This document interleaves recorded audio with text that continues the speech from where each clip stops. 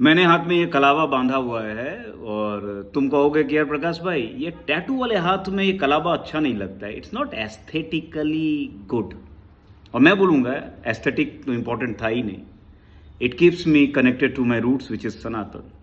और तुम बोलोगे प्रकाश भाई आप कब से इतने कंजर्वेटिव हो गए, और मैं बोलूँगा connecting to your roots does not means that you should avoid every other religion in the world. On the contrary, it gives you a curiosity to understand all the religions in the world, which will bring you to the same understanding. सुनिए, मैंने एक बड़ी प्यारी कहानी। उद्दालक का बेटा श्वेत केतु चारों वेदों का ज्ञाता होकर वापस पहुंचा।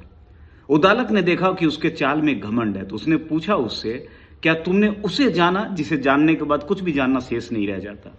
श्वेत केतु ने कहा, मैंने चारों वेद जाना। कहता, नहीं, तुमने क्या उसे जाना? तो उसने कहा, नहीं।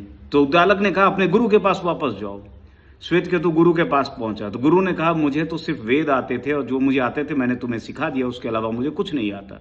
श्वेत केतु वापस अपने पिता के पास पहुंचा तो पिता ने कहा कि ये 10 गायों को लो और जंगल जाओ, जब ये 10 के 10,000 हो जाए तब वापस आना।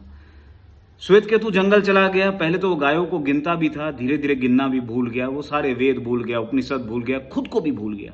और कहते हैं एक दिन जब वो 10,000 हो गए तो गायों ने खुद बोला श्वेत केतु से, अब वापस चलो। और जब वो गायों के साथ वापस आ रहा था तो उद्दालक ने अपनी पत्नी को कहा कि अब मैं इससे नहीं मिल सकता, क्योंकि इसने उसे जान लिया जिसे जानने के बाद कुछ भी जानना शेष नहीं रह जाता, और मैंने उसे नहीं जाना।